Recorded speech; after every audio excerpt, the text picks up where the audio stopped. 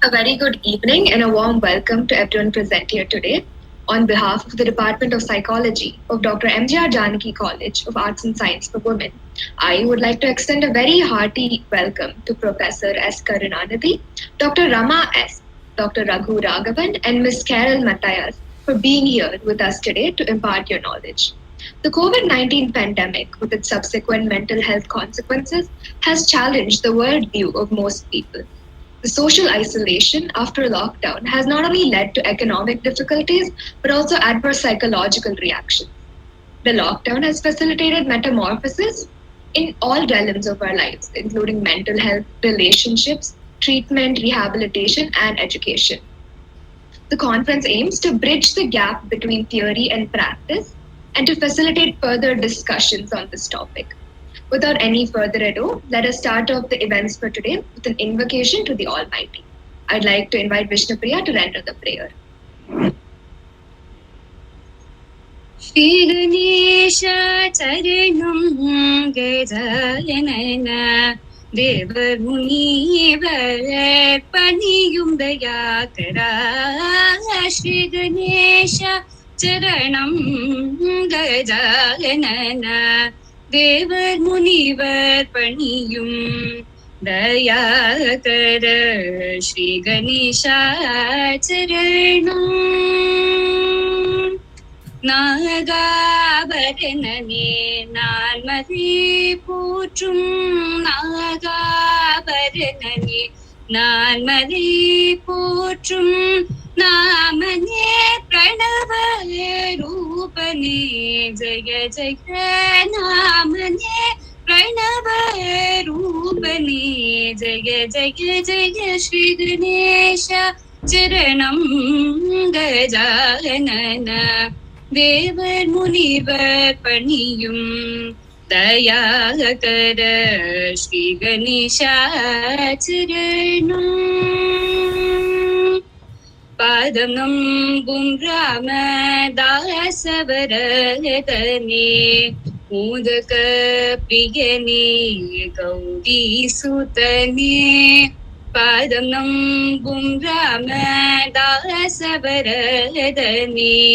மோதக பிரியனே கௌரி சுதனே ஆதிதேவன் நினது இன்னருள் இல்லையே ஆதிதேவன் நினது இன்னருள் இல்லையே வேதனும் மாலும் செய்தொழில் உண்டோ வேதனும் மாலும் செய்தொழில் உண்டோ ஸ்ரீ கணேஷ சரணம் கஜானன தேவர் முனிவர் பணியும் தயாகர ஸ்ரீ கணேஷா சரணம். Thank you.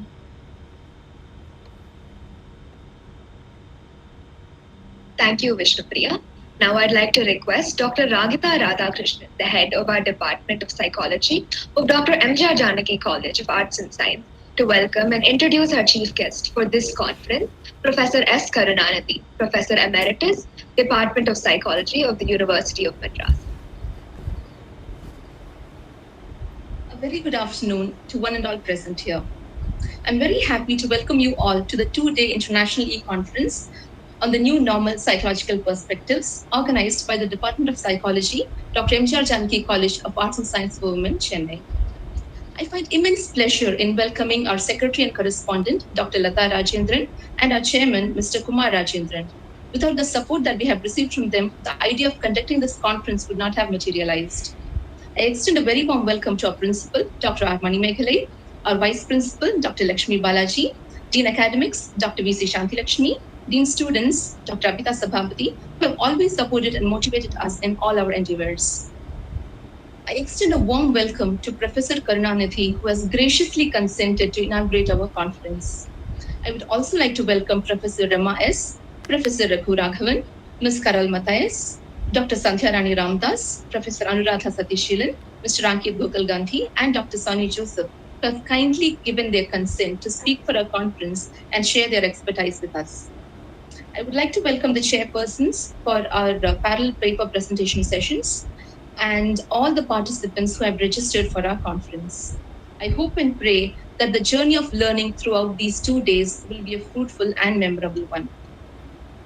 I consider it a privilege to introduce Dr. S. Karunanidhi, Professor Emeritus, Department of Psychology, University of Madras. He obtained his master's degree and doctoral degree in psychology from the University of Madras in the year 1983 and 1988, respectively. He also holds a postgraduate diploma in personal management from MPC Chennai. He has had the unique opportunity to do his postdoctoral research at Virginia Institute of Technology, USA. Professor has 38 years of teaching experience, both at MSc and MPhil levels, and 38 years of research experience.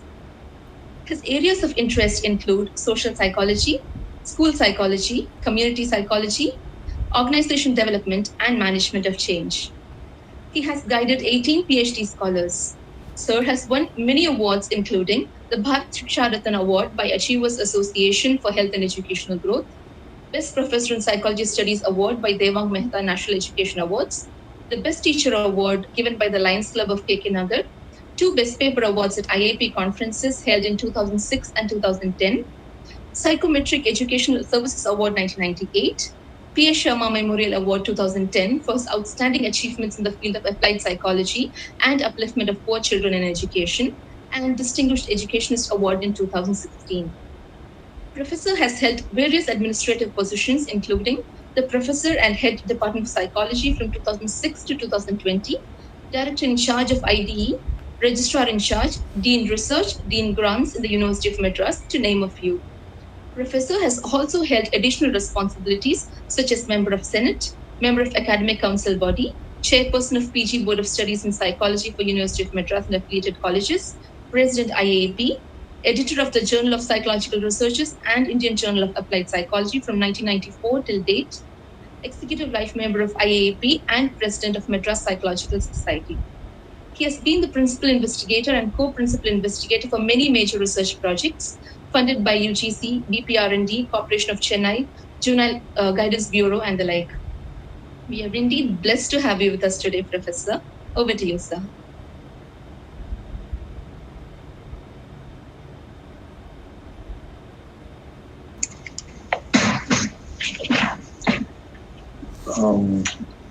Very good afternoon to all the participants who are attending this conference.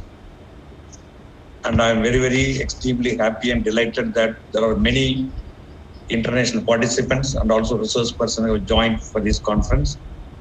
First of all, I would like to congratulate the MGR Janaki College for organizing such a wonderful theme, especially after the COVID situation, and it still continue to be major distress for all over the world.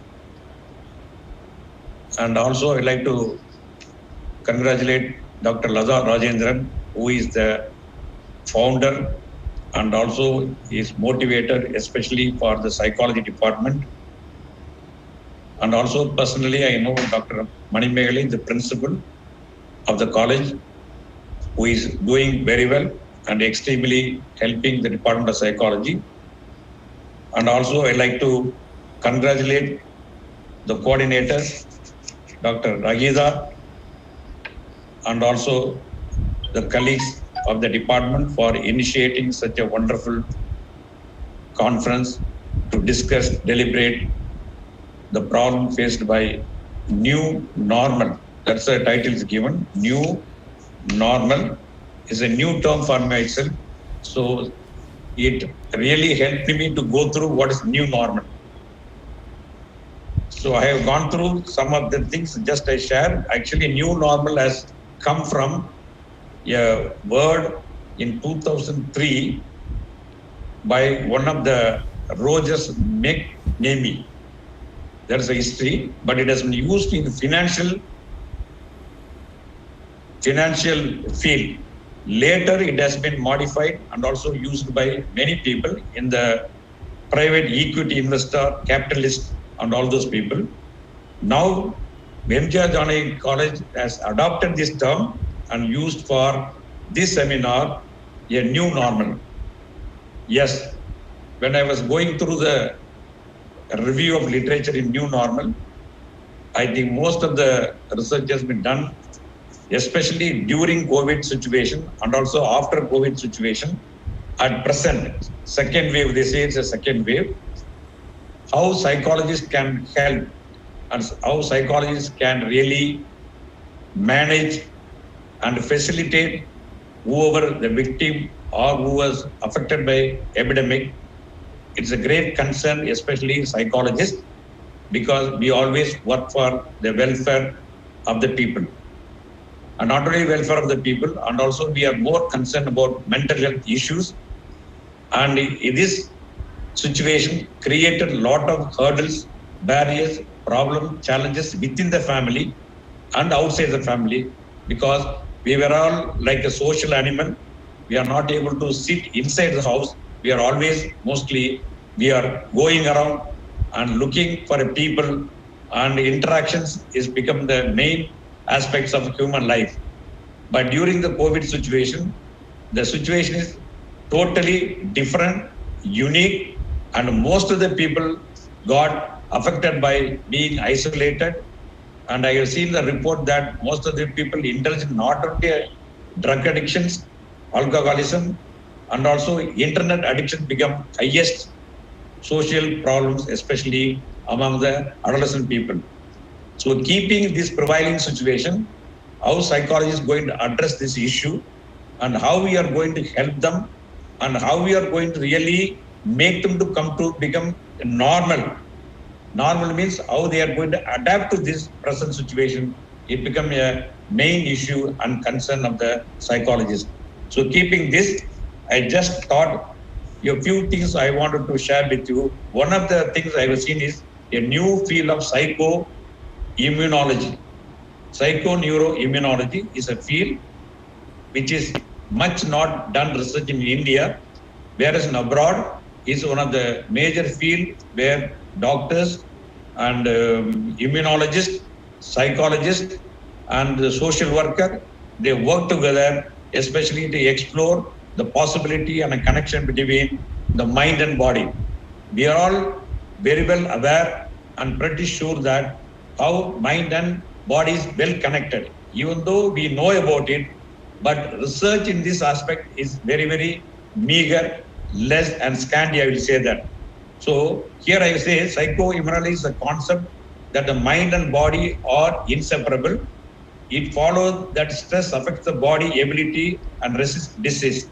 So here the very important aspect what we have to learn is the nervous system of brain and spinal cord make up our CNS, central nervous system, while your immune system is made up of organ and cells that defend your body against infection. Both systems produce a small molecules and proteins that can act as a messengers between these two systems. In our CNS, these messengers include hormones, neurotransmitters. Our immune system, on the other hand, use proteins called cytokinesis to communicate with our CNS, central nervous system. All of you know that cytokinesis is one of the major problems identified during the COVID situation among the people who got victim or affected by COVID. So here they identified as one of the major psychoimmunology concept has been linked with cytokinesis. Psychiatric morbidity is an important concern, and the virus affects the central nervous system and provoke systematic inflation. A recent paper reported that COVID-19 infection triggers the release of pro-inflammatory cytokinesis, including interleukin and IL-6. Furthermore, psychosocial stress imposed by societal changes in response to this epidemic viral infection may increase psychiatric problems too. That which I already told about that. So even suicidal report has been concerned about this related to this issue. Then coming to one of the major paper which I have gone through is called Ayurveda on COVID-19, where psychoimmunoneurology and the meaning response meet. That's the title of the paper, done by Indian Ayurvedic doctor, where he has reported how this psychoimmunology connected with Ayurveda, which means whatever the treatment we have taken for COVID, he connected with the psychoimmunology. A few of the things I wanted to share that drink water and throughout the day, which what kind of changes, which means if you are positively thinking that we will not COVID, it has got positive impact on that.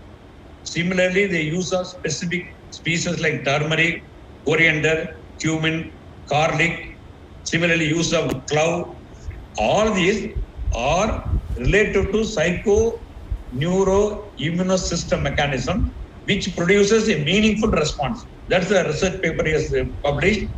Publication I can share that it is published in a Brain Behavior and Immunity in 2020. Probably anybody is interested, you can refer that. It's a good. Why I am sharing this information? Because now we have to try to explore a different trend in research, especially in the prevailing situation. Now also very difficult to do research, especially after lockdown. And I think again they are trying to contemplate that again one more lockdown may be there. Probably previously 11 months already the lockdown were happened. Now again they want to do that. So people are really afraid, fearful, apprehensive. They do not know what will be the situation. It's highly, very, very uncertain and very, very challenging to each and every human being. So keeping that only, I am trying to share this information that a new area of research is emerging and a new type of approaches required by psychologists. Now coming to the how to build psychological immunity to fight against COVID-19 is psychological immunity is a term coined by Olo in 2000, where psychological immunity is defined as a system of adaptive response and positive personality characteristics that act as a psychological antibodies at the time of stress, where the psychological characteristics or positive characteristics includes positive thinking, sense of coherence, sense of control, emotional regulation, goal orientation, positive self-efficacy, and problem-solving skills. Probably, if you are able to inculcate, impart, rebuild all these characteristics among the people, probably we can resist or we can develop psychological immunity. That is what all the paper they say. This has been published in Indian Journal of Psychiatry.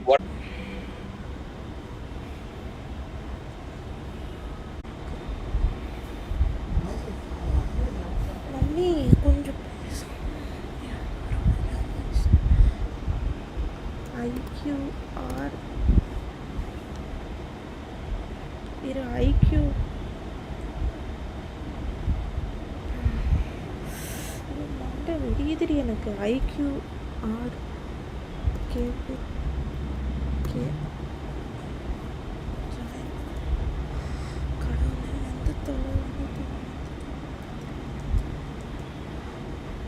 திடீர்னு full லேப்டாப்பே slow ஆயிடுச்சு. Download பண்ணணும் அந்த ஃபைலை.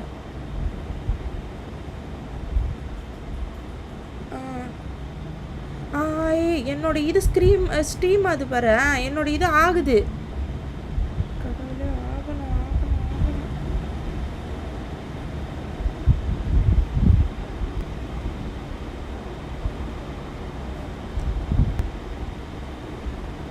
Stress resilience are gradually explored.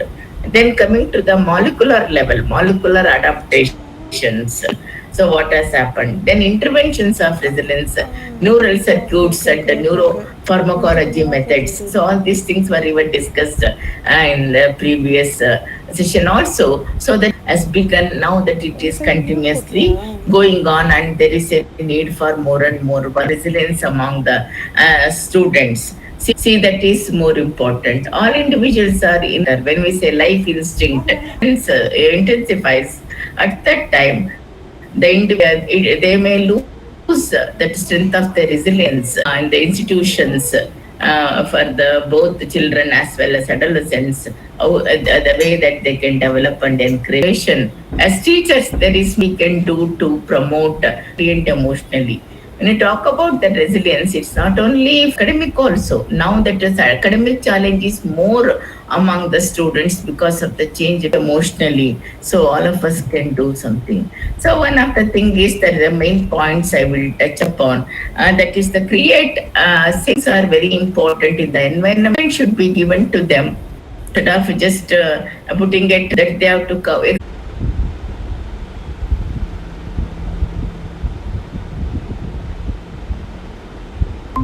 And wait till the end of the speech to get your doubts solved. Thank you. Carrying on with our session, I would now request Dr. Ragita Radhakrishnan, Head of the Department of Psychology, Head of the Department of Psychology of Dr. MGR Janaki College of Arts and Science for Women, to introduce Dr. Raghu Raghavan, Professor of Mental Health, Director, Mary Seacole Research Center, Co-Director, Leicester Center for Mental Health Research, the Montfort University, United Kingdom. I consider it a privilege to introduce Professor Raghu Raghavan. Professor Raghavan holds a chair in mental health at De Montfort University, Leicester. Having obtained his PhD from Oxford Brookes University, his background is in health psychology and nursing, and his work focuses on mental health and disability, cultural diversity, participatory research, and co-production. He is the director of Mary Seacole Research Center, an interdisciplinary research institute focusing on mental health, migration, ethnicity, and culture at De Montfort University.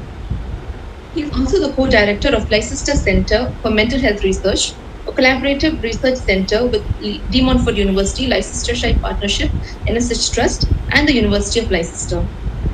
He has initiated and led inclusive community engagement and research on disability, mental health, resilience, and well-being in the UK and in India, with diverse cultural and migrant communities using innovative interdisciplinary approaches such as creative art-based methodology for maximizing participation and influencing impact on policy and practice.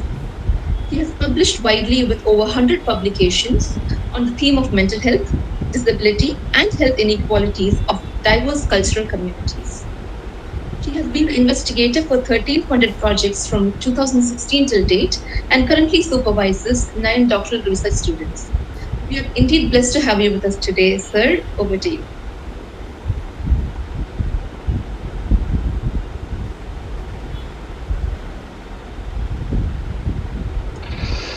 Thank you very much. I hope you can actually hear me. Good afternoon from the UK, and it's a very pleasure to be with you on this e-conference on new normal and psychological perspectives. Thank you. Thank you, Dr. Ragita Radhakrishnan, for inviting me to this e-conference. And I'm not sure about the title of the new normal, because whether it is new normal or ultra normal or old normal, it is more about psychological well-being. It's all about resilience. It's about how we construct that well-being, really. Because obviously the COVID context here is still continuing. We're still under a lockdown. So in terms of the UK, the new normal changes every day by the look of it. And I'm sure that might be the same in India as well. So it's a pleasure again to be with you. And I think it's important that we focus on mental health and mental health literacy, the people's not just mental health awareness, but I think it's in relation to how we construct our awareness and knowledge about well-being, and how does one construct resilience. And I'm not actually going into in the deeper realms of resilience as Dr. Rama has actually already discussed that in detail. So let me share my slide. I hope all these things actually work. Give me a second.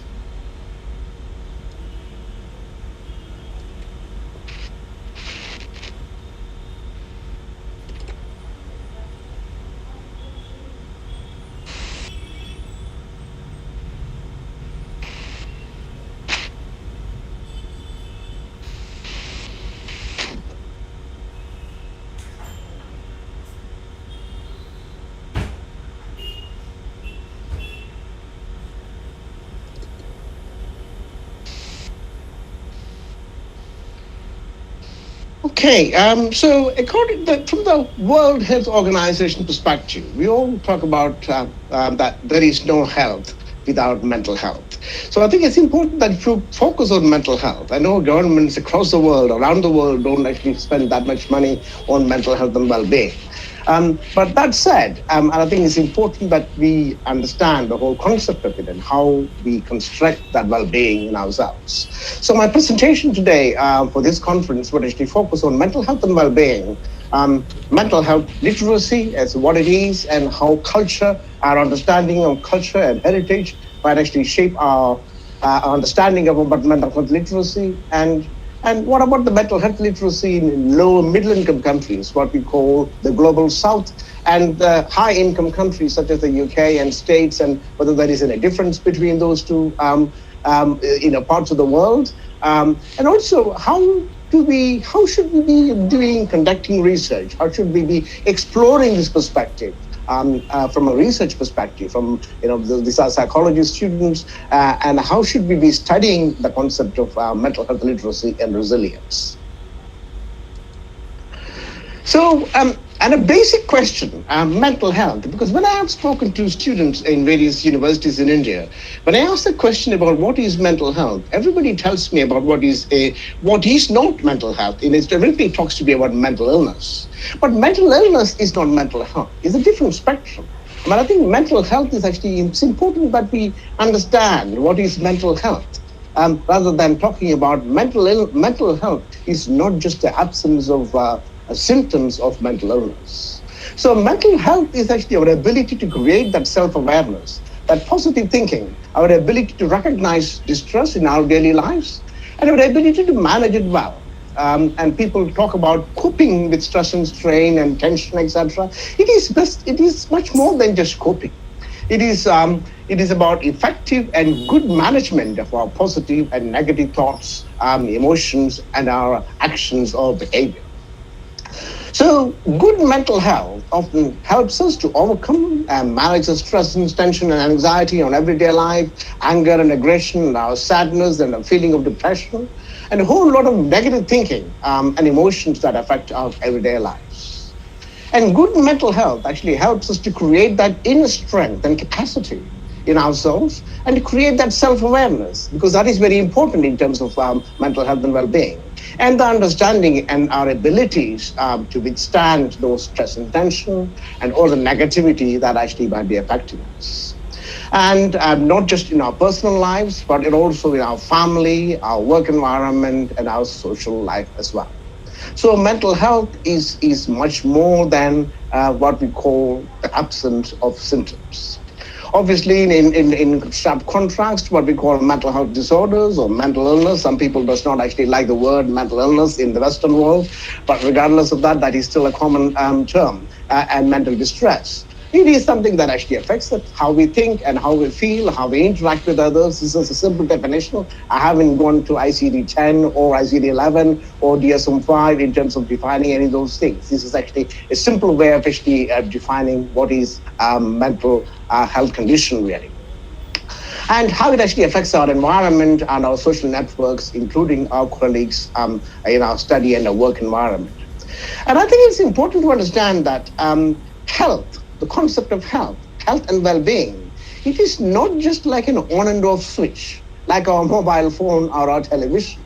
We need to think about our health in more of a different degrees and different layers. And I think you could be healthy with a certain form of illness.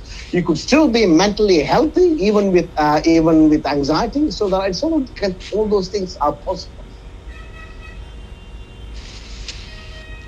So I also want to try and focus on culture, because I think there is a huge discussion around the world in terms of whether mental health is actually influenced by our culture, religion, spirituality, and under all those kind of contexts. And the thinking is divided around the world. But there is a general consensus that culture always influences the way we understand about mental health and well-being, the way we understand about mental illness, and the stigma that actually surrounds that, the way we conceptualize what is health and well-being. So culture actually, because culture shapes the way we think.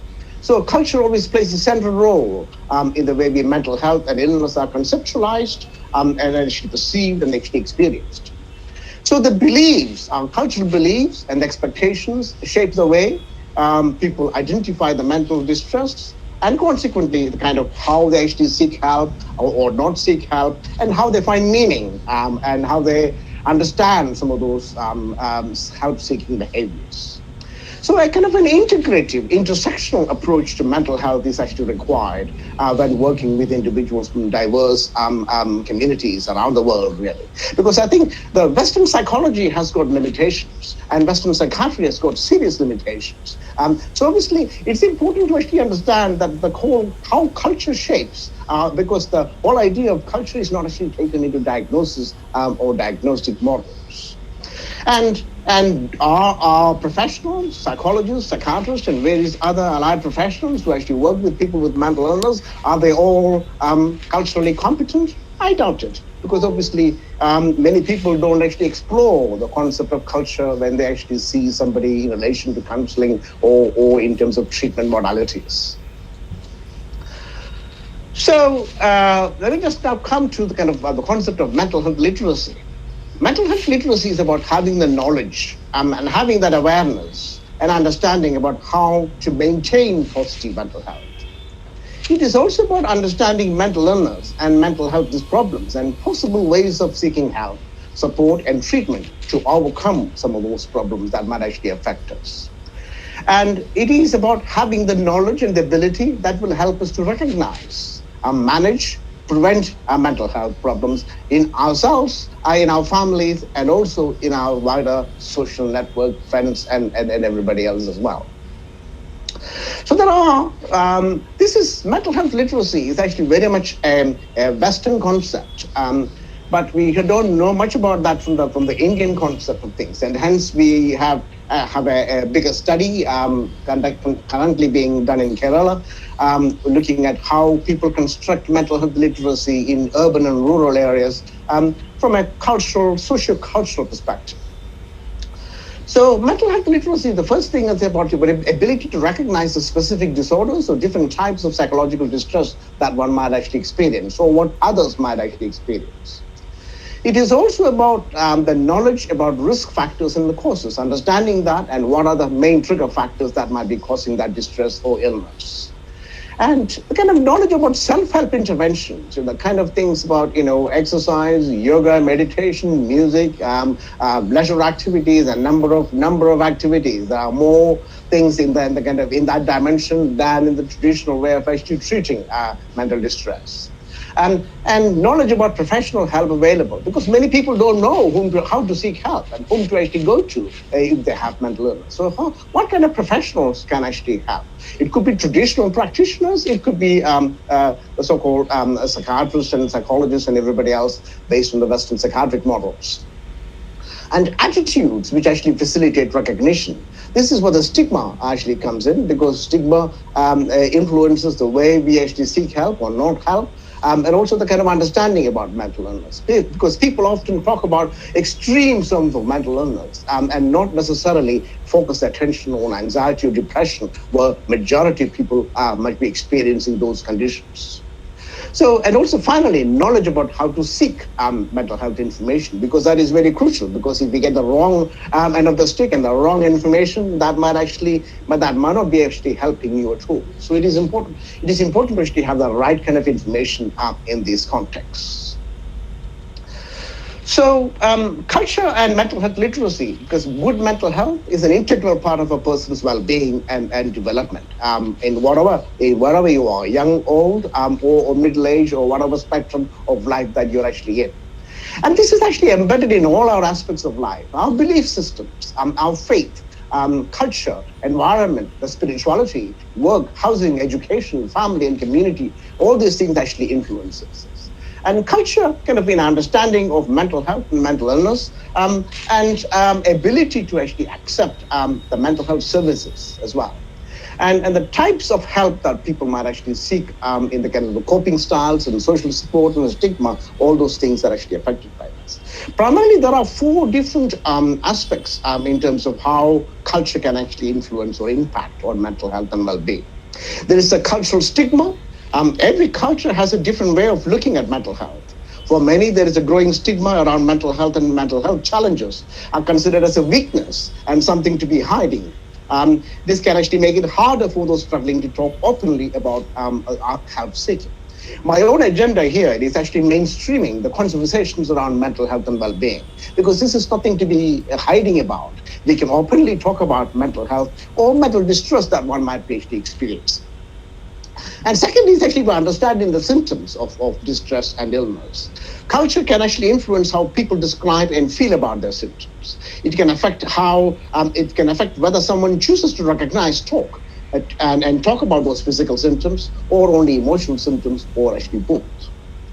And thirdly, community support is actually very much important here. Cultural factors determine how much support someone gets from their family and the community when it comes to mental health and well-being.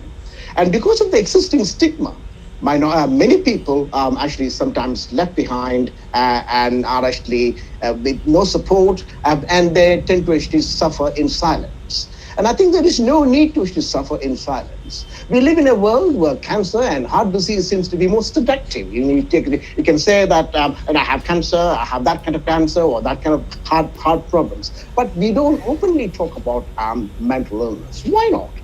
Is there any particular reason why we don't actually do that? I know stigma could be an effect, but I think it is time that in the new way of actually looking at things, that we need to be thinking more openly about mainstreaming mental health conversations.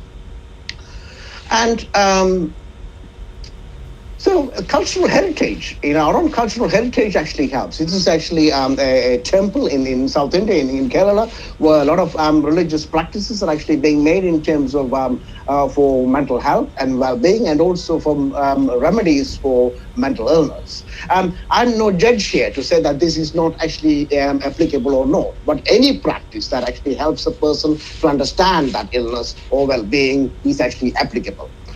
Because the thing is that if the psychiatric medication in the UK, we spent about dish out about 1.5 billion mental health prescriptions mainly for anxiety and depression, and yet we haven't found an actually answer in relation to how to overcome many of those problems in everyday lives. So don't rely on the West to actually understand some of those things. It is important that we understand, India understand its own cultural heritage and mental health and well-being. And cultural heritage actually includes traditions or living expressions inherited from our ancestors and passed on to our descendants, such as the oral traditions that we may have, performing arts, social practices, rituals, festive events, knowledge and practice concerning the nature and the universe. All those things actually embodies the Indian social cultural settings. So don't throw away the baby with the bathwater. India has got the right cultural dimensions in terms of mental health and well-being, and it is time that Indian psychology actually understood some of those concepts. So in terms of resilience, it's been widely talked about what is resilience, and I think from the perspective of resilience, it is actually how one constructs that inner strength and well-being in terms of how one travels through those adversities in life. So there are different ways of actually looking at resilience. Resilience is the process of effectively negotiating, adapting to, or managing significant sources of stress or trauma. Assets and resources within the individual, because we have the strength within ourselves, and their life and environment facilitate this capacity for adaptation, and now bouncing back, which is actually the ideal resilience in the place of adversity. So across the life course, the experience of resilience will also vary from time to time, also from context to context, from individual to individual. And from a community perspective, resilience, because obviously in terms of trauma, in terms of flood context and other kind of natural disasters, resilience perspective offers a value to public health through supporting the development of strong communities. And the resilience perspective actually provides a framework for enabling people and communities not only to bounce back, but crucially to thrive beyond the crisis. And that is actually the real essence of resilience. And I think we conducted a lot of studies in India. We did a resilience study in slum dwelling community in Pune, We did not actually go there to actually talk about mental illness. We talked about mental health and resilience. How do the migrant communities who actually live in slums in India construct resilience? And there is a lot of the people often sometimes actually have particular ways of actually expressing what is important in sustaining them over the life course. So it is a well-known idea that idioms of distress is also possible to speak eudaimonic idioms, what the Greeks actually talk about happiness, in which people express ideas about what they find conducive to happiness and well-being. So might be very subtle. It might not be measurable on a questionnaire. They do not really map up neatly onto Western-derived questionnaire measures of resilience. So I think when we talk about resilience, it is important to understand people's own constructions of resilience, because that actually varies from individual to individual. It is more likely that it will be that resilience promoting interventions can build successfully on specific aspects that is more relevant to the health outcomes as defined by the individuals themselves in a particular context. So I think it's important that we try and look at the resilience from a strength-based perspective, because the way psychology sometimes tend to operate, the way psychiatry tend to operate, is actually very much from a deficit-based model. And I think it's time that we should move away from the deficit-based approaches into more of a strength-based approaches. Because I think if you look at the deficit-based approaches, then we are focusing too much on pathology. That may predispose an over-reliance on prescriptive and expert-driven interventions. Individuals themselves are actually able to make those interventions. Professionals are only facilitators. I don't think over-dependency on professionalism might not be the right approach in the new normal context. So this is our team in terms of UK, India-wide trans-interdisciplinary approach of improving mental health in low middle-income countries, which India currently falls in. So what are the key concepts about in improving mental health in the global south? Obviously, people talk about improving mental health budgets. Obviously, that is easily said than done. As I earlier said, the governments often ignore mental health and well-being and in their budgets.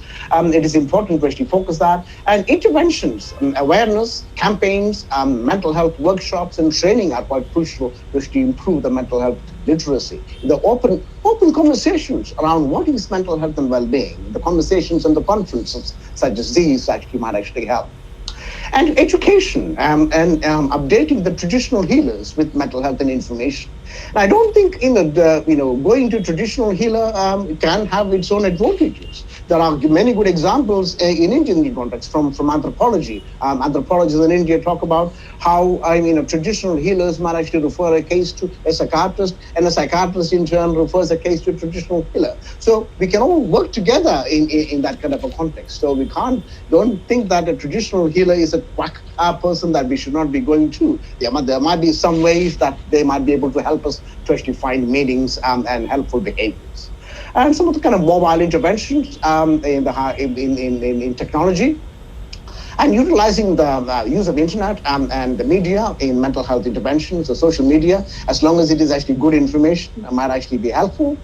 And the integration of mental health in primary care services is also very crucial here. So now let me just take you to some of the video clips. I think it might actually work. Let me see. If not, do tell me. This is how we actually work in Kerala in terms of, because we are not actually using a traditional way of actually exploring what mental health literacy is. We are actually have very much of an interactive kind of a participatory dimension of approach, exploring those concepts with people. And hence we have actually used theater, drama, and films actually as a methodology, not as an output, as a methodology.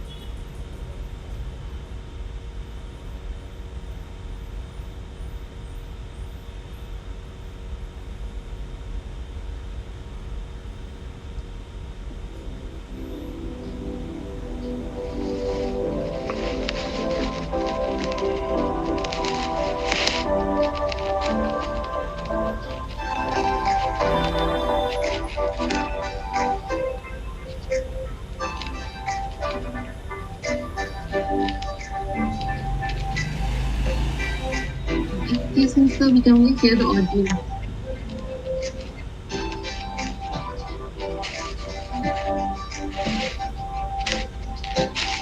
We can only hear the audio, sir. We can't see the video. I mean, it doesn't change.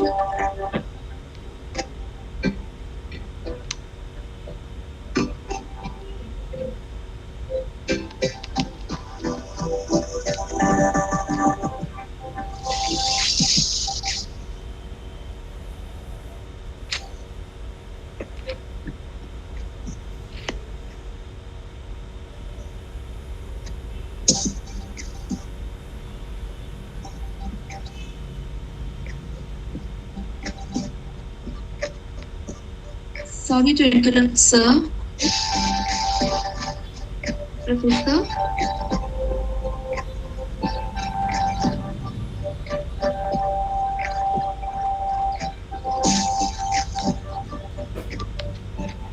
Professor, we can't see the video, Professor. Can't see the video?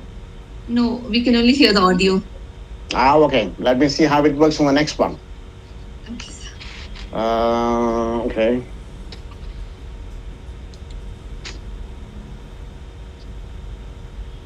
Why does it say stop sharing?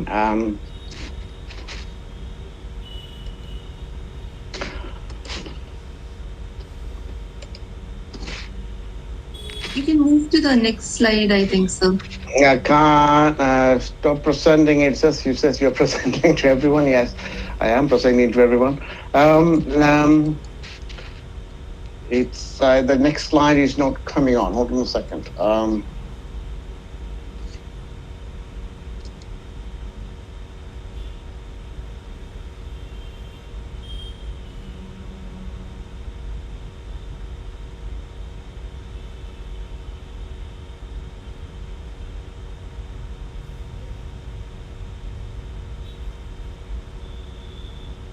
I will be joining soon.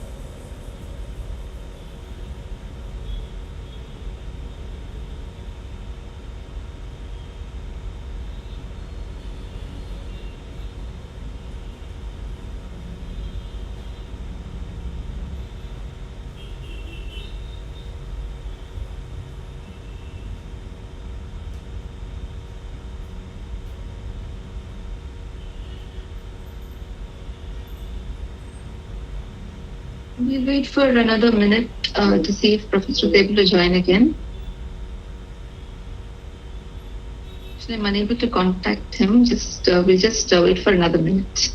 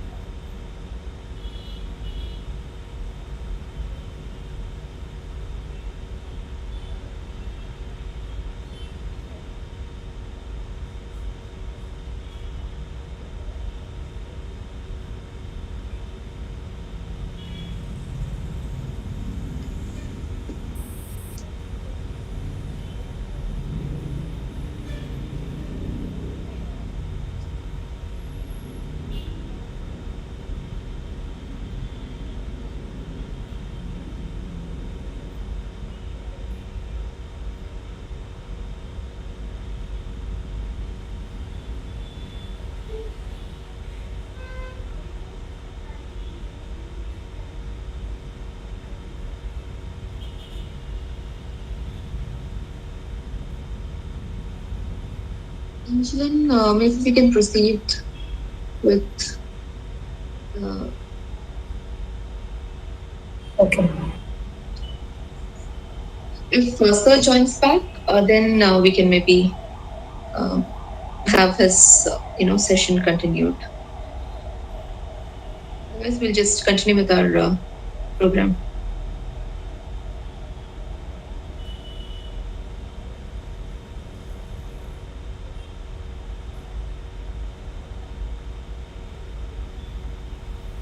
Padma? Yes. Thank you, sir, for that exceedingly impressive speech. We acknowledge that your presentation was quite rewarding and effective to our listeners as it shed light on the true meaning and virtue of mental health and mental well-being. Your discussion on mental health literacy, taking into consideration the cultural settings that changed its perspective was quite impressive.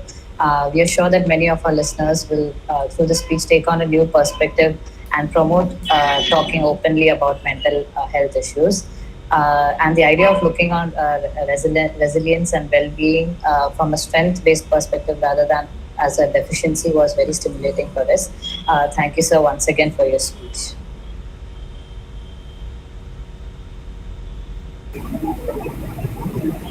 I now invite Ms. Dachani, Assistant Professor, Department of Psychology, Dr. MGR Janaki College of Women, to introduce Ms. Carol Mathias, Senior Lecturer in Psychology and Senior Student Counselor at RAK Medical and Health Sciences University, UAE.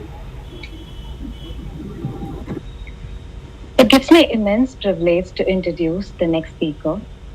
Ms. Carol Mathias is a psychologist from India, having over 25 years of experience in individual and group counseling, child guidance, psychometric testing, career guidance, psychotherapy, soft skill training in the UAE and India. She has conducted a lot of motivational workshops in the UAE and India. She has been working in the UAE for the past 17 years and is licensed by the Community Development Authority in Dubai. She's currently working at RAK Medical and Health Sciences University as a senior lecturer of psychology and senior student counselor. This is her 8th year at this university. We are delighted to have you with us, ma'am. My heartfelt welcome. Thank you so much for that introduction and the warm welcome. And I'd like to thank at the outset Dr. Ragita for this invitation and the organizing committee at Dr. MGR Janaki College for Women, Chennai. And I truly appreciate the message given by Professor Karunanidhi, as well as the messages, the presentations that were made by Dr. Rama and Dr. Raghavan. And I'd like to say hello and good evening to all the attendees here. I can see there are all 70 plus attendees. So greetings to all of you from the UAE. Today I'm going to talk about the mental health issues and counseling trends during COVID-19. And I know that already Dr. Raghavan has spoken about mental health. He's tried to help us get a good picture of what mental health is. But I will be touching very briefly on that. So I'm going to start presenting. Okay, hopefully you can see my screen. You can see my presentation. All right, so I'm going to start off with my presentation. First of all. Excuse me, ma'am. Sorry to interrupt you. Yes. But Raghavan has joined back. I just was all right, sure. Conclude, say any concluding remarks for his session. All right. Okay. Professor Raghavan, would you like to share something? We lost connection with you for a while.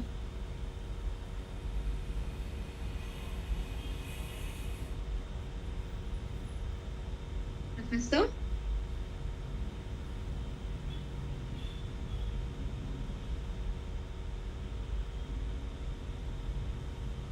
He is here, but I think he's still having some issues with picture.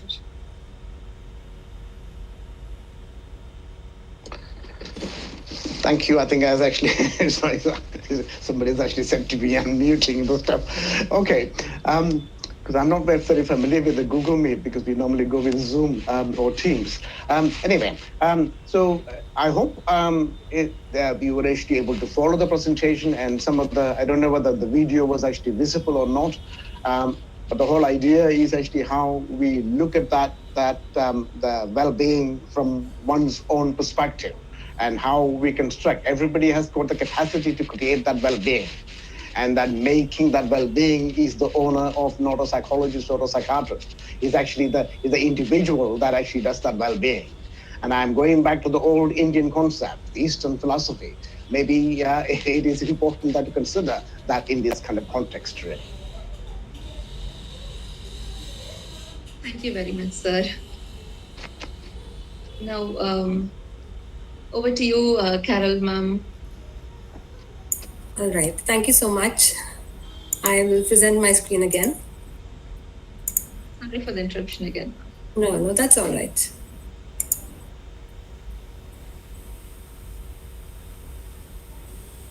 All right. So I hope you can see my screen now. Yes, ma'am, your screen is visible. All right. Okay. So here are the contents of my session. I'm going to briefly touch upon mental health issues and counseling trends in COVID-19. First of all, we'll talk very briefly about what is mental health, because I know that Dr. Raghavan has already spoken very much about it in detail.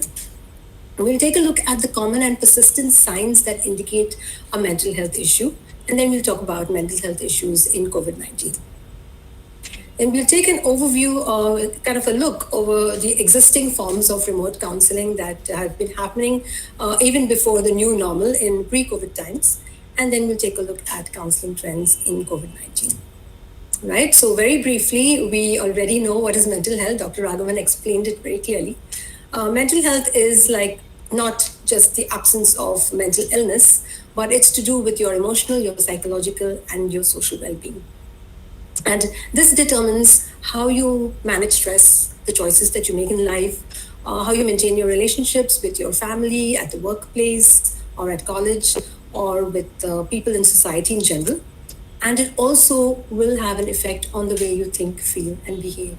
So your thinking, your feeling, and your behavior are all related to each other, and that will determine your mental health. So let's take a look now at some common, persistent, and unusual signs that can indicate that someone has a mental health issue. Now, please note that I've mentioned there are quite a lot of them on the screen, so I'm not going to go through each one of them. But you need to remember that if these signs are persistent, they are frequent, then it can indicate a mental health issue. But if you find that these signs occur once in a way, then it's not really indicating directly a mental health issue. So it can involve any of these. There are so many there. You can just keep reading through the screen as the images are flashing. Okay, so it could be anything which is affecting your day-to-day lifestyle, with your eating patterns, your sleeping patterns, your relationships with people, whether you're indulging in substance abuse more than usual, your thoughts about maybe suicidal thoughts, or certain physiological symptoms that you have in your body, or psychologically, if you're having anxiety, too many mood swings, or you have a feeling of being numb. And there are so many of these signs here on the slide. So if there are any of these signs which you find are persistent, which are frequent, and these are of course unusual signs, then it can indicate a mental health issue. So we need to first take a look at the causes of mental health issues, especially during COVID-19. Now, according to World Health Organization, one of the major causes of mental health issues during COVID-19 has been bereavement.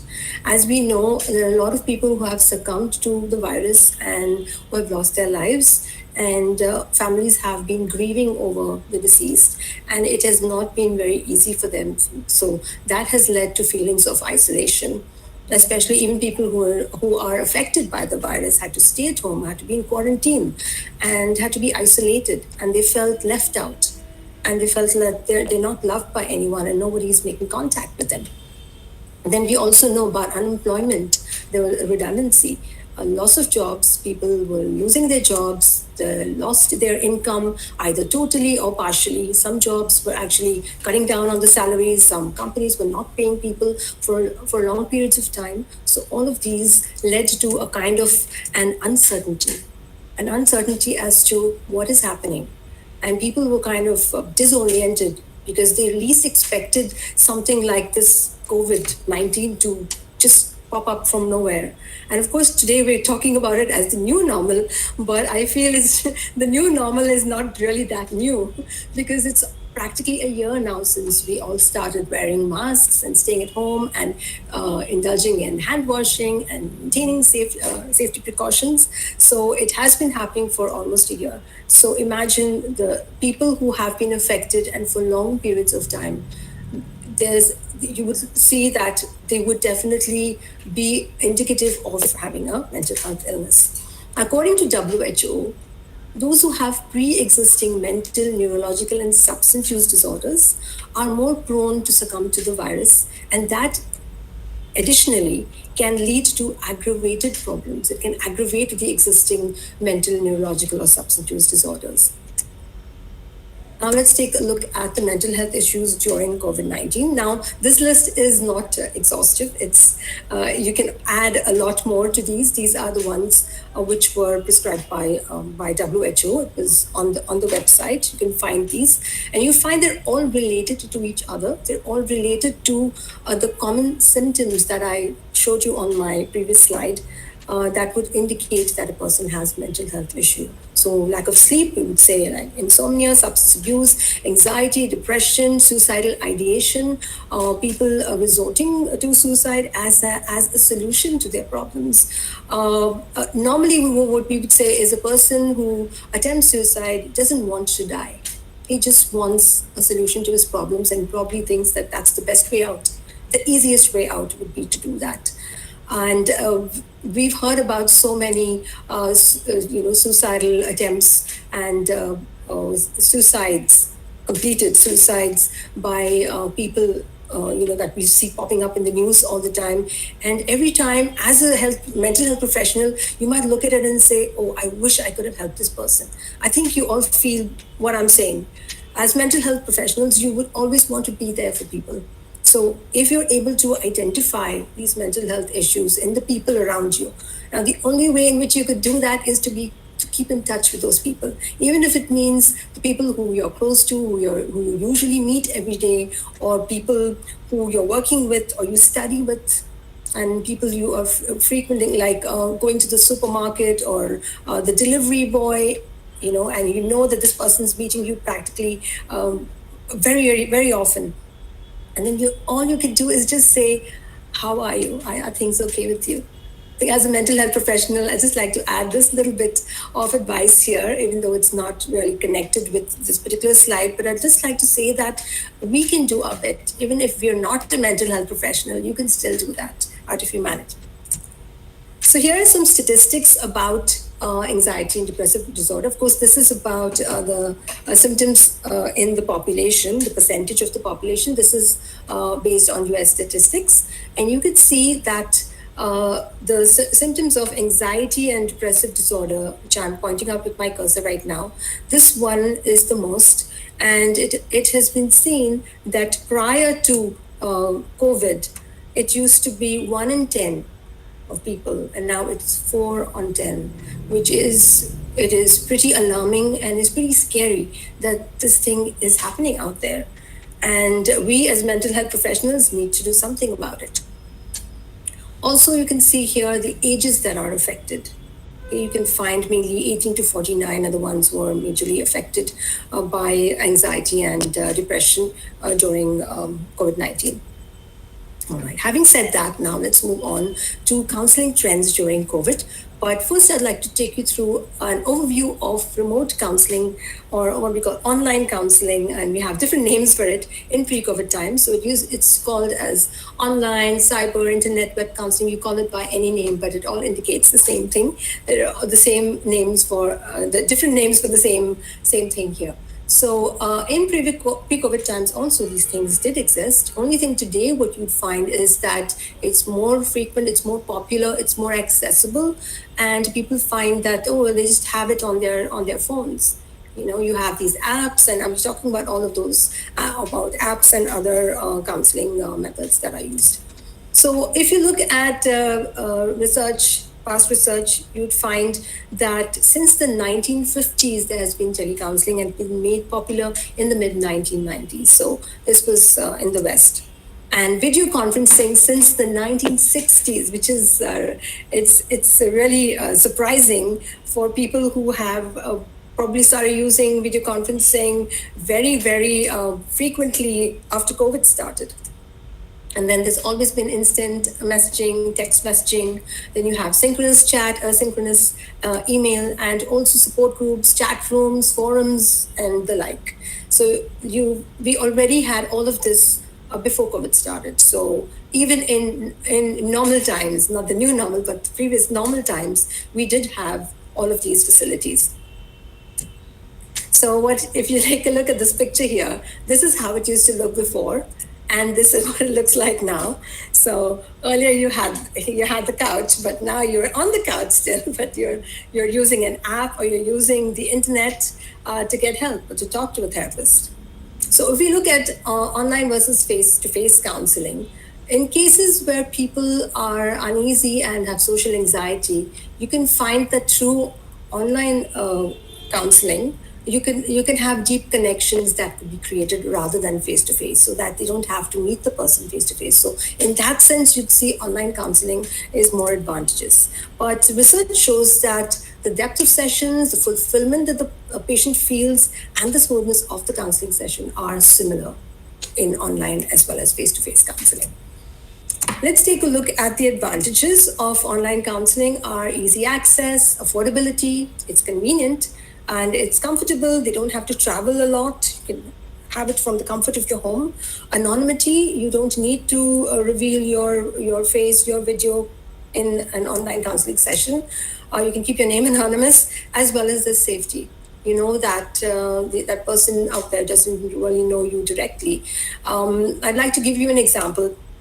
During COVID, in fact, 1 or 2 months after we started working from home, we have this telecounseling service here, which is a toll-free number where people call in when they are in need. Usually they were the COVID cases, but then we also had other cases such as people suffering from anxiety, depression, loss of job, etc. And I was a volunteer there during the COVID time, the time where we stayed at home.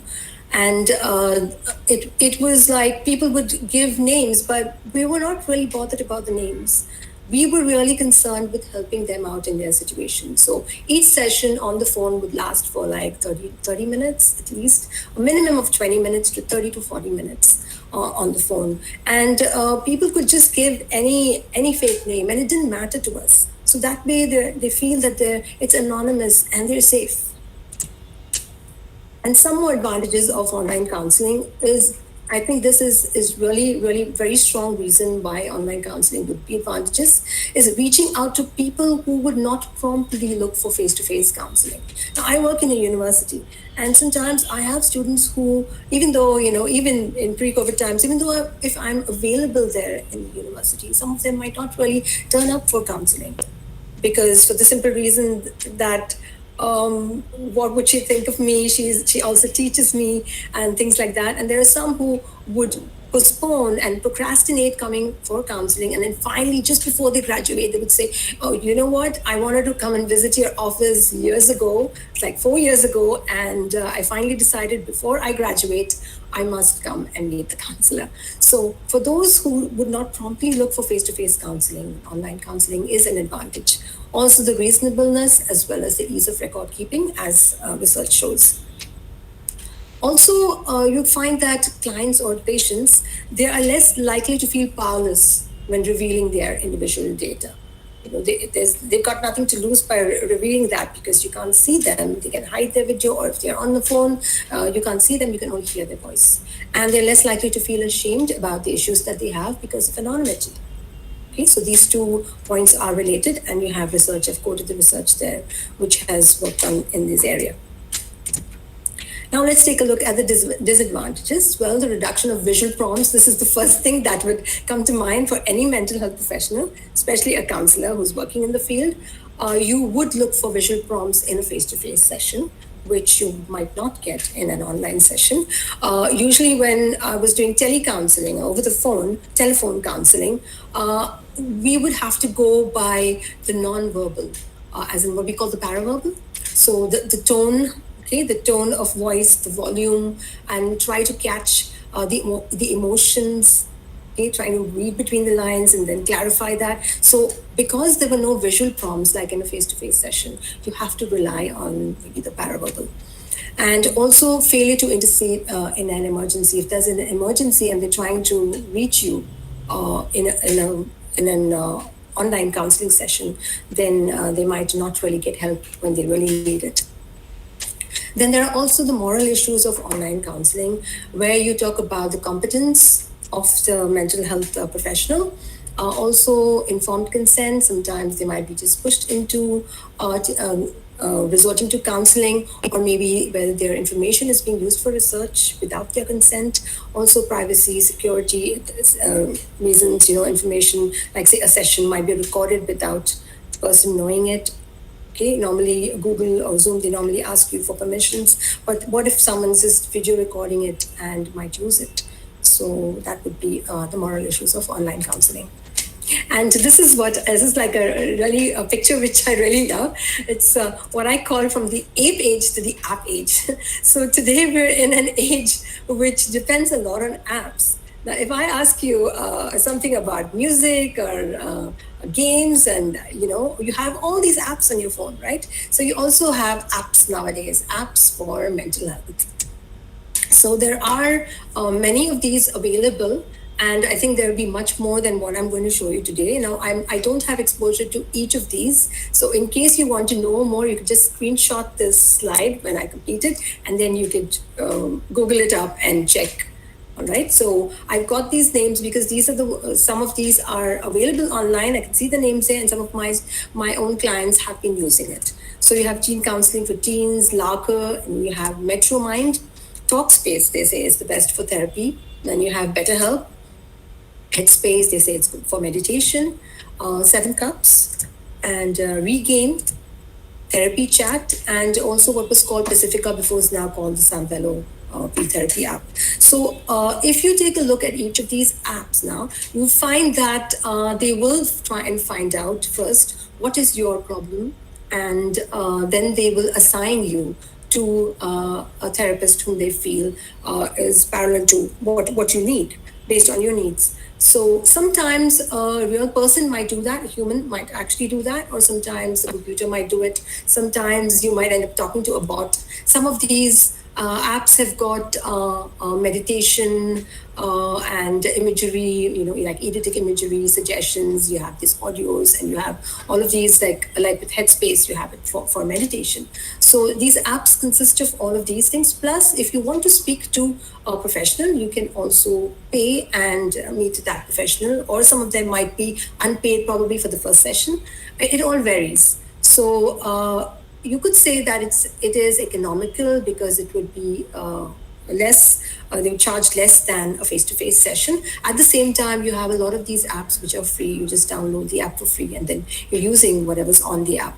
So it can be considered as pretty economical, because what I am aware of is that when you visit a clinic and you want to meet a mental health professional and you make an appointment, first of all, getting an appointment is really difficult and face-to-face. And then you also have this problem of the fees. The fees are considered very high by a lot of people, and you might not really have health insurance, mental health insurance, and sometimes your insurance policy might not cover mental health. So then it becomes expensive, and to pay, like here in the UAE, it's like 500 dirhams per session, and that session might be a 50-minute session, or if you're going to a psychiatrist, it might be even a 30-minute session for the same amount or more. So it's pretty expensive. So a lot of people resort to apps. So what is the current trend is psychology with technology. okay, so called psychotechnology or whatever we call it. But you should know that the trend is towards eclecticism, that is a combination of approaches and brief therapies. Now we have to resort to eclecticism because it's always better to have a combination of therapies, because dealing with the various approaches, if you look back to the history of psychology and the approaches that came about right from Wilhelm Wundt to the others, you find that the eclectic approach is the best. That's one. And then the brief therapies. Brief therapies are being used. It will see in probably the next slide. I've given you more details. And I found that in counseling, the counselors have become more sensitive to cultural and diversity issues, because what we see around us, there's a lot happening around us. And that's why the counselors have to be more sensitive towards this. And they are being really careful when they are dealing with cultural issues, gender issues, diversity, all kinds of diversity issues. And the prevalence of the apps, like I mentioned before, it's practically free of cost unless you are making an appointment, which is paid. But the rest of whatever's available on the app would be free of cost. And there's also a growing focus on awareness. Okay, basically, people need to be aware. Like, for example, the first slide which I showed you, and what Dr. Raghavan also spoke about, is being aware about mental health and how important it is for us to be aware and do something about it. Because it starts with awareness. And there's also the other half, which is prevention. So prevention would mean maybe changing your lifestyle, having a healthy lifestyle, changing from an unhealthy to a healthy lifestyle. Also self-care, taking care of yourself, self-compassion, and also looking for maybe short-term solutions, which can later be built on and become a habit to use those solutions. And one thing is also what we need to know when we're talking about counseling trends, the more widespread it is, the more is the chance for these fake counselors. So now I've seen a lot on social media, because I am active on Instagram, and I see lots of stories coming up and people posting left, right, and center saying that if you're going through this, call me and I can help you. And I found that some of these people who post are not really mental health professionals. They're not even social workers. They're not even into psychiatry. They're not even a psychiatric nurse. And they're just lay people who say that, well, I've been through it myself, so I can help you. Now, it's okay to have just a chat, but make sure that it is confidential. But you find that a lot of these people would advise you. And like I mentioned before about the forums where, you have these support groups, sometimes you post about your problem that you're facing, and then you find a whole lot of people who will try to advise you and probably give you the wrong advice. Like if you're having a relationship problem, they'll say, oh, just break off with that person. People are just telling you to do things which come to their head. And these are not counselors. Okay, so be careful. It's the danger of fake counselors. And then, like I spoke before about telephone counseling, as you know, it has been happening way, way beyond in the previous century, in fact. And psychological first aid and mental health first aid, you can find probably, you must have seen during COVID, there were these webinars and online courses, free courses. I myself did one, just to kind of refresh my memory, and it's like a refresher course. Psychological first aid, mental health first aid. This is, it really helps because it is short term. It's just like the first aid that you would give someone who has a bruise. Similarly, you would be using psychological first aid.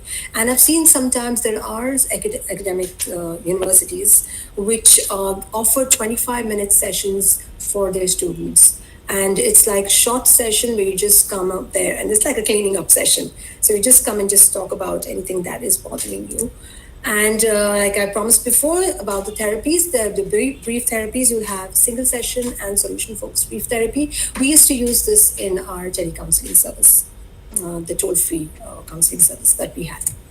And also there are universities which are offering short-term counseling sessions. They give their students 45 minutes a session every month.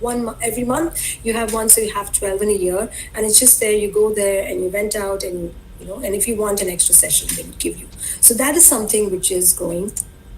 And I'd probably like to put this the first is self-care for counselors. Self-care for counselors to take care of their stress, to take care of their burnout, to be self-compassionate. Just remember, self-care is not being selfish.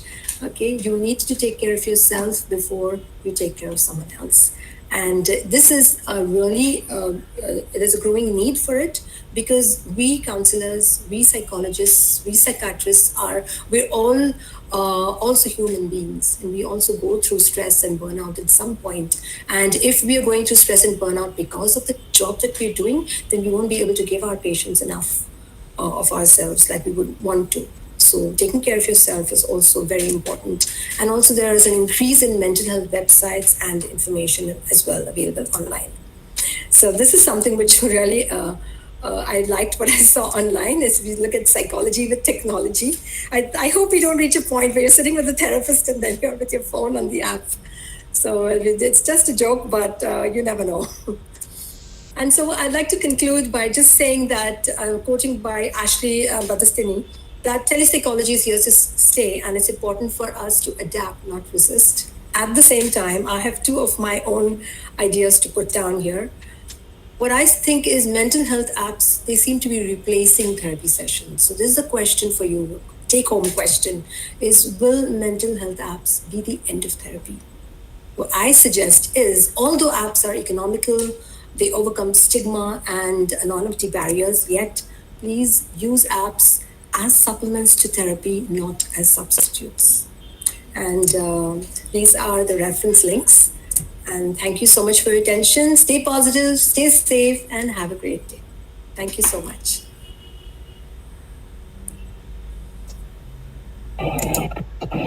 Thank you so much, Ms. Carol, for that thought-provoking speech on mental health issues and counseling trends during COVID-19. It was a much-needed discussion, especially during these tiring times. Points on the common... We have a question in the chat box by Dr. Sunita Sheshadri.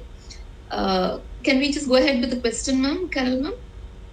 There's just one question in the chat box.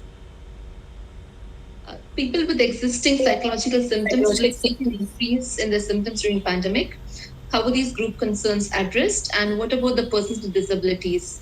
Are there any apps to help them? And is telecounseling effective with these groups? Okay. So the first question by Sunita. Is this a group concern, as in a group of people you're talking about, Sunita? Ma'am, I'm talking about, because in India, when this pandemic came in, there were very few mental health apps which has come up. Few apps which I remember is one from Government of India, and then one from Nimhans, Bangalore, which has come up with an app. And people were not aware about these apps, this kind of apps also.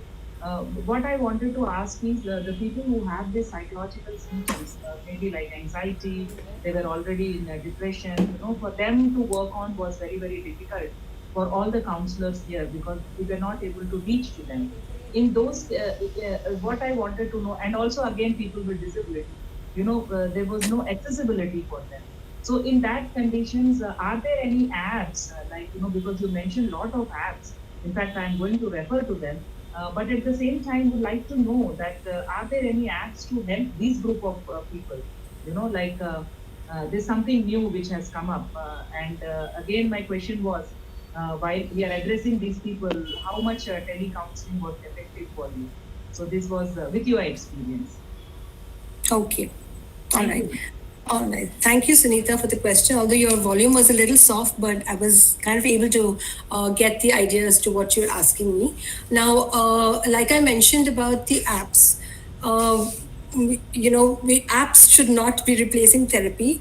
And there is always with the app, if you go to download the app, they normally you'll find probably on the website or on that page, there will always be certain points mentioned there that if at all you are having severe symptoms, or if it is you are attempting suicide or something very serious, then you should not address it through the app. This is something which the app, the makers of the app actually put it down. Okay, that if at all it's really serious, then it's better for them to have a therapist address it or talk to someone, talk to a counselor rather than getting into the app. The app will help you. Generally, they have these application, in the app. They have certain exercises like say mindfulness and managing your anxiety and these things. But if it is something really really serious, then it's better for you to talk to a therapist. Definitely, ma'am. That is true what you said, because there are some things which cannot be replaced. Yes. And of course, we are trying to reach as a counselors to maximum people. But I think, individual counseling or the kind of interventions or therapies which are given by human to human, I think that can never be replaced. And I really want to congratulate you for the wonderful session. And I also really like that picture of from ape to apps. Wonderful, ma'am. Thank you so very much. Thank you. Yes. Yes, thank you. And any other question? People facing verbal abuse? During COVID-19 situation, being stuck at home and cannot avoid the situation, triggering their mental health issues. As a therapist, how should we handle these clients? Okay, so if these are your clients now, how would you be? Who's this? Pushpa? Pushpa, is Pushpa here? Can you just clarify, Pushpa? Yes, ma'am. Yes. Are these your clients as such? Are you doing online counseling with them, or how is it? No, ma'am. I'm not a therapist. I'm still a student, but I'm just asking in general because in future I'm gonna be a therapist, and I have seen people like that who are in situations where they cannot ignore the situations that is triggering them, and they have to live with it. So basically, how are we gonna approach these people? Okay. Now the thing is, first of all, is you need to accept the fact that this person is going through a difficult situation. The first thing what you would use as a mental health professional would be to use empathy. You need to be able to understand what they're going through. Only then would you be able to see it from their point of view. Because very often sometimes we think, okay, this is another client, and then okay, we think that it's a whole group of people who are facing this. But you need to understand it from their point of view. Sometimes there is no privacy at home, and they have to be at home, and then they are facing this verbal abuse from people in the family. And everybody is trying to have this catharsis and give out their anxieties and vent it out on other people. So in this situation, first thing would be to show them empathy, tell them that you understand what they're going through, get them to talk about it. Okay, get them to talk about what is happening. Maybe there is some particular situation that is triggering it off, and also if you're using brief therapy. Okay, if you're using, say, solution focused therapy, the question that you can ask them is, how would you like the situation to be? And what are the things that they can do? Because as a counselor, you're not going to give advice. You'll be among those counselors who are advisors who are giving advice to others. So try to use solution focused therapy, because then what will happen is it'll take them away from the actual problem and what they're going through into something more brighter, because that's what solution focused therapy attempts to do, tends to get the person to think about what are the possible, to brainstorm for solutions, and how would that person feel when he or she reaches that point. And then of course there are other techniques that you can suggest, like mindfulness techniques and meditation, and there are so many, we can't discuss it right now because we're short of time, but you can write to me if you need any further information, Pushpa. Thank you so much, ma'am. You're welcome. Thank you, ma'am, for answering all the questions patiently. And thank you again so much for choosing this discussion in this timely period. And your points on unusual signs indicating the mental issues during the COVID-19 was very insightful. And your views on the plight of the people during this COVID-19 pandemic will shed light on the mental health issues. And I'm sure it incited our listeners to reach out to people around them more. And it was impressive to hear about the remote counseling, which was even relevant pre-COVID. And your views on the advantages and disadvantages of online counseling and its accessibility was noteworthy.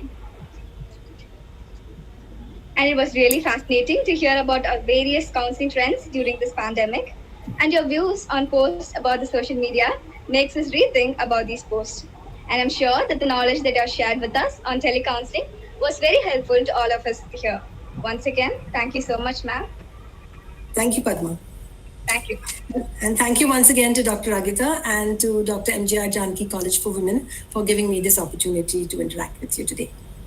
Thank you, ma'am. Thank you. That concludes our events for today. I, on the behalf of the Department of Psychology, Dr. MGR Janaki College for Women, Chennai, would like to take this opportunity to extend my gratitude to the honorable guests for taking time of their busy schedules to join us in today's conference and having us blessed with the presence. And I would like to thank each and everyone for joining us and making this conference successful.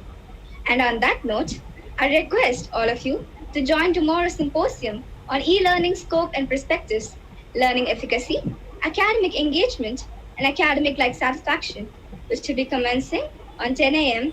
by the assistance of professors of Amity University, Kolkata, which will then be followed by the paper presentations from 11 a.m. till 1 p.m. Then we will reassemble at 4:30 p.m. to have a thought-provoking sessions by Dr. Sandhya Rani Ramadas, Dr. Anuradha Satyaseelan, Mr. Ankit Gohikandi, and Dr. Sonny Joseph. And the conference will be concluded by Ragita Radhakrishnan, the head of the Department of Psychology, Dr. MGR Janaki College for Women. I once again thank everyone for showing the interest in the program and for making the program successful. Thank you and have a very great evening.